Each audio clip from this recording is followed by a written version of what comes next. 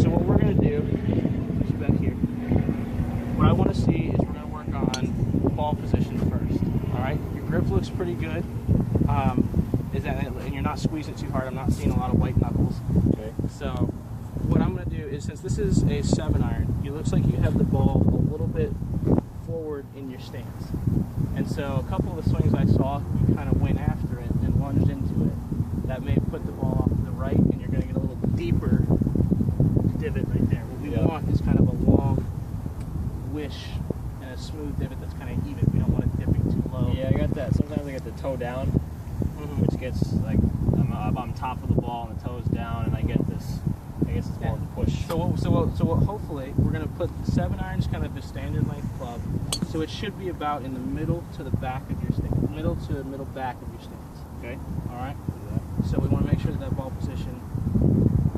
I would even slide a little bit more this way. A little bit more. Yeah. That looks right down the middle. Okay. And I know that must. Does that feel uncomfortable? It feels like it's back. What are you talking? The grip, or the ball? I'm talking about the ball kind of in the middle of your stance. Okay. All right. Now once you step to it again, and I want you to take the club back to that 3/4 position. Okay. There it is. All right. Actually, a little bit lower. Okay. This arm is straight. That's exactly what we want. All right. And then when you get it to here, you want to see just this much of your elbow. Well, you can do this at home with a mirror. Yep. A mirror. When you take the club back to here, you can see just that part of your elbow. That's how you know that you're in a good position. You're not chicken winging like that. Exactly. You're not chicken winging, or you're not caught inside. So that's the other thing to maximize distance and to keep the club straight on path from going over the top or from launching into. So in the backswing, when you're shifting your weight, you know, from 60-40 back to 60-40 from your left foot back to more weight on your back foot, you don't want to be falling forward or backwards. You want to kind of stay in that center spot of your foot. All right? Okay.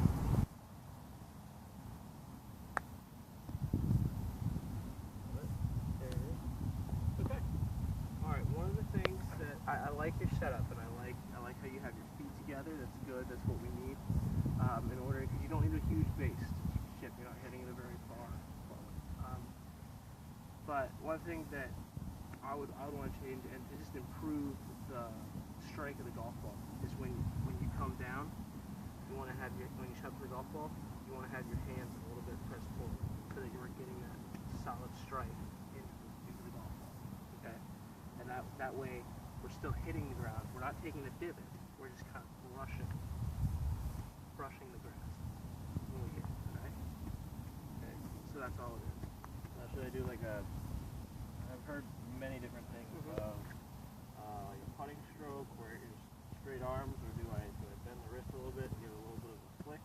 That's a great question. It all depends on what kind of shot you're gonna hit. If say you had a little bit more stuff to carry, more grunt, more fringe to carry than we have right here, like the bunker, you'd obviously want to use a little bit more wrists, just to help get the ball up into the air. But for here, I wouldn't say you use no wrists, because then you kind of have the heel up a little bit off the ground.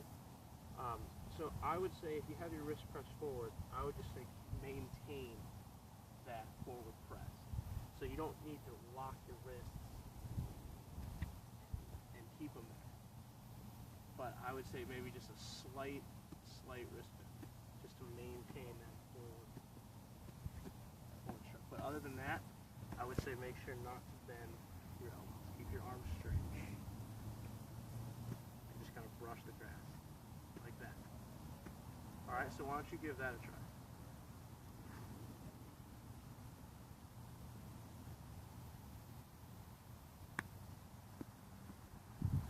There we go. All right. Try another one. But that one's good distance. You'll also feel when you do that, you'll have a little bit more distance control. There we go. Keep the hands pressed forward. That was a good strike. And so maybe with that, you saw how high that went. Maybe a pitching wedge isn't the best option, but I still think it's a good option. That's probably what I would hit. Let's hit one more.